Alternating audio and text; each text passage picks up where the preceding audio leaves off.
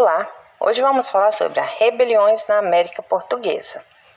Entre 1500 e 1822, no território chamado de América Portuguesa, Brasil, ocorreu uma série de rebeliões que vamos estudar agora. A Revolta de Beckenham, de 1684, ou dos Irmãos Beckenham, aconteceu no então estado do Maranhão, devido ao descontentamento contra a Companhia de Comércio do Maranhão, responsável por vender escravos africanos aos colonos. A companhia, no entanto, não cumpriu o prometido. Além de não trazer a mão de obra escrava para o Maranhão, ela falsificava pesos e medidas, cobrava caro pelos produtos que vendia, como bacalhau, sal e farinha de trigo, e pagava barato por aquilo que comprava da região, como o guaraná, o piqui, o cacau, entre outros. Descontentes, os colonos então começaram a planejar uma revolta. Liderados por um grande senhor de engenho do Maranhão, chamado Manuel Beckenham, os colonos então invadiram os armazéns da Companhia de Comércio do Maranhão, destituíram o governador e ocuparam o Colégio dos Jesuítas, em São Luís. Mas o governo português reagiu prontamente, enviando soldados ao Maranhão, que reprimiram os rebeldes e condenaram Manuel Beckenham e Jorge de Sampaio, que foram condenados à forca e executados em novembro de 1695. Mas, ao mesmo tempo, o governo atendeu às exigências dos colonos, acabou com a Companhia de Comércio do Maranhão e voltou a permitir a escravização dos indígenas. A Guerra dos Emboabas acontece entre os anos de 1708 a 1709. Envolveu paulistas e estrangeiros pelo domínio da exploração da região das minas. Os bandeirantes paulistas foram os primeiros a descobrir ouro na região e queriam ser os únicos a explorar. Tudo começa com o paulista Antônio Rodrigues Arzão, que descobriu o ouro perto de onde hoje é a cidade mineira de Sabará. Nos anos seguintes, foram descobertas novas minas de ouro em Vila Rica, onde hoje é Ouro Preto. Assim que a notícia se espalhou, milhares de pessoas das mais diversas condições sociais foram para o sertão mineiro. E da África foram trazidos milhares de indivíduos para serem escravizados e trabalhar na mineração. Os forasteiros, portugueses e pessoas de outras regiões do Brasil que queriam explorar a região foram apelidados pelos paulistas de emboabas e eram lideradas pelo comerciante português Manuel Nunes Viana. Estes foram proibidos de entrar na região e reagiram pegando em armas. O conflito se estendeu por 2 anos e ficou conhecido então como Guerra dos Emboabas. Durante os conflitos, os emboabas, aclamaram Manuel Nunes governador de todas as minas, pois o conflito foi vencido pelos emboabas. E para melhor controlar sua colônia, o governo português decidiu então enviar ao Rio de Janeiro um novo governador, criar a Capitania de São Paulo e das Minas de Ouro em 1710, que até então fazia parte da Capitania de Rio de Janeiro, e elevar os povoados mais populosos da nova capitania à condição de vila. A primeira vila na região foi a de Ribeirão de Nossa Senhora do Carmo, em 1711, hoje atual Mariana. A Guerra dos Mascate foi um conflito que envolveu fazendeiros de Olinda e comerciantes de Recife, entre 1710 e 1711. Pelo domínio político e econômico da capitania de Pernambuco. E tudo iniciou-se devido ao açúcar brasileiro perder o valor na Europa, deixando assim os senhores de engenho de Olinda endividados com os comerciantes de Recife, que na época eram chamados de mascates. Daí nasceu uma forte rivalidade entre esses dois grupos, pois embora fossem ricos, esses comerciantes não tinham poder político, pois Recife era controlada pela Câmara Municipal de Olinda. Conscientes de sua força, os comerciantes de Recife pediram ao rei de Portugal que elevasse o seu povoado à vila. Em 1710, o rei atendeu o pedido dos comerciantes, muitos deles portugueses, que se apressaram em erguer um pelourinho no centro de Recife. Inconformados, os proprietários olindenses se armaram e invadiram Recife e destruíram o pelourinho, dando início assim à Guerra dos Mascates. Mas o governo português interveio e Recife foi confirmada como vila independente e tornou-se capital de Pernambuco. A Revolta de Vila Rica, de 1720, ocorreu devido às cobranças abusivas do rei de Portugal, ao criar, em 1720, a Intendência das Minas, que era a cobrança de 20% sobre todo o ouro que fosse retirado. Na fase inicial da exploração do ouro, utilizava-se a almocafre, uma espécie de enxada usada para mineiros, e a bateia, um utensílio, para a realização de mineração em pequena escala. Depois passou-se a investir em novas técnicas de extração. Uma delas foi a roda do rosário. Ao mesmo tempo em que incentivavam a extração do ouro, as autoridades portuguesas criavam e cobravam cada vez mais impostos.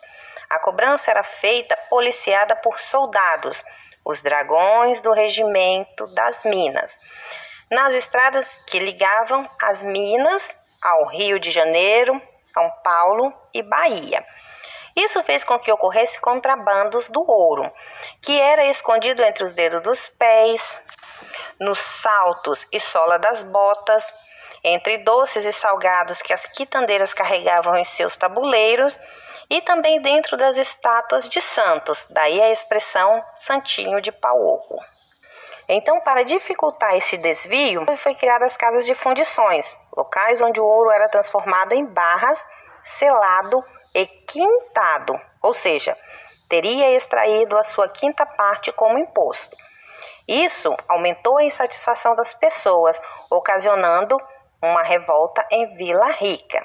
As principais exigências dos rebeldes eram a redução do preço dos alimentos, a anulação do decreto que criava as casas de fundição.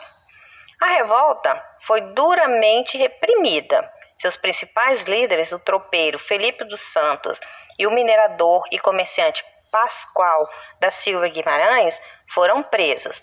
Felipe dos Santos foi morto e teve seu corpo feito em pedaços e exposto nas margens das estradas. E para aumentar o seu controle sobre a colônia, o rei separou as Minas Gerais de São Paulo, criando em 1720 a Capitania de Minas Gerais. A Conjuração Mineira ou Inconfidência Mineira, de 1789. Ocorreu na Capitania de Minas Gerais em 1788, quando um novo governador enviado por Portugal anunciou que haveria uma derrama, ou seja, a cobrança dos impostos atrasados. A Capitania de Minas Gerais devia a Portugal mais de 5 toneladas de ouro. O clima de revolta tomou conta da população, pois eles não tinham como pagar. Um grupo de homens, quase todos da elite de Minas, reuniu-se em Vila Rica para planejar uma rebelião ao domínio português. Entre os rebeldes estavam Tomás Antônio Gonzaga, juiz de Vila Rica, Cláudio Manuel da Costa, advogado e intelectual renomado, Inácio de Alvarenga Peixoto, dono de jazidas, Oliveira Rolim e Carlos Correia de Toledo, padres, e o Silvério dos Reis, contratador, e muitos outros. Como se vê, entre eles estava também um homem que tinha sido dentista prático, tropeiro e garimpeiro, e que aos 30 anos tornou-se militar, o alferes Joaquim José da Silva Xavier, conhecidos por todos como Tiradentes.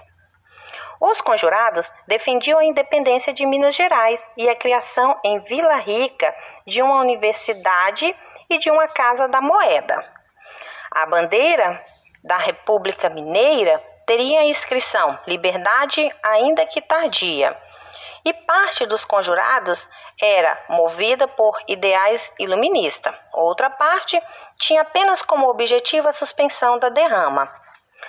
Os conjurados, eles divergiam quanto à escravidão. A maioria deles, senhores de terra, mineradores e grandes comerciantes, eram favoráveis à continuidade da escravidão. Apenas Alvarenga Peixoto e o padre Carlos Correia de Toledo se disseram favoráveis à abolição, ou seja, à libertação dos escravos. No entanto, a rebelião foi denunciada por vários indivíduos. Um deles, o coronel Joaquim Silveira dos Reis, que contou o plano dos conjurados ao Visconde de Barbacena, o governador, em troca do perdão de uma dívida. Tiradentes e os demais conjurados foram presos. A rainha de Portugal, Dona Maria I, ordenou a abertura de 2 processos, um no Rio de Janeiro e o outro em Minas Gerais. O julgamento durou 3 anos. 11 conjurados foram condenados à forca. Depois, a sentença foi alterada e somente Tiradentes foi condenado à morte por enforcamento e esquartejamento. As partes do seu corpo foram esparramadas pelo caminho que ligava ao Rio de Janeiro a Minas Gerais, ficando sua cabeça em Vila Rica.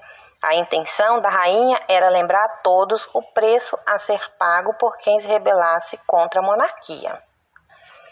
A Conjuração Baiana de 1798 foi outro movimento com objetivo de independência ocorrido em Salvador. Na época, a cidade possuía por volta de 60 mil habitantes, dos quais 40 mil eram afrodescendentes.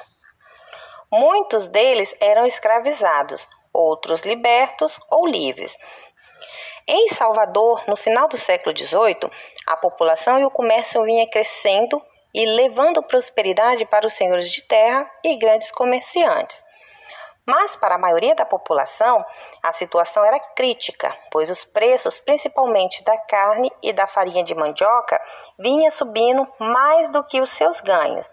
Os impostos abusivos também contribuíram para a alta nos preços de outros alimentos e também tinha o racismo contra os afrodescendentes, que prejudicava a vida em sociedade. Entre os insatisfeitos estavam alguns intelectuais, como o médico Cipriano Barata e o padre Agostinho Gomes, que começaram a pregar ideias de liberdade, igualdade e fraternidade, atraindo com isso muitas pessoas pobres. Alguns homens ricos também se sentiram atraídos pelo movimento, pela possibilidade de romper com Portugal e estabelecer o livre comércio com as nações. Então, em 12 de agosto de 1798, Salvador amanheceu com dezenas de panfletos afixados em seus prédios públicos. Os rebeldes defendiam o fim do domínio português na Bahia, a proclamação de uma república em que todos tivessem igualdade de tratamento, a abertura do porto de Salvador para o livre comércio, a diminuição dos impostos e aumento dos soldos e da oferta de alimento e o fim do preconceito contra os negros. Isso aterrorizou as autoridades, ao ponto que o governo-geral da Bahia, Dom Fernando José de Portugal e Castro, reagiu imediatamente, mandando prender dezenas de rebeldes e condenando à morte 4 líderes da rebelião, todos eles afrodescendentes e pobres. Em 8 de novembro de 1799, então por ordem da rainha de Portugal, Dona Maria I, os soldados Lucas Dantas e Luiz Gonzaga das Virgens e o alfaiate João de Deus e Manuel Faustino, todos filhos e netos de escravos, foram enforcados e esquartejados na Praça da Piedade, em Salvador. Mas, apesar de todas essas revoltas e atrocidades, a mineração e mercado interno de ouro e diamantes contribuiu para uma série de mudanças ocorridas no Brasil. Dentre elas, cabe destacar a ocupação e o povoamento de vastas áreas do interior brasileiro, o florescimento da vida urbana, que contribuiu para o nascimento de novas vilas, a mudança da capital de Salvador para o Rio de Janeiro e, por fim, o crescimento do mercado interno, pois a população da capitania de Minas Gerais e de outras áreas, onde hoje é Mato Grosso e Goiás, comprava com ouro em pó. Do Nordeste vinham o gado, o couro e a farinha de mandioca. Do Rio de Janeiro, africanos escravizados e artigos europeus.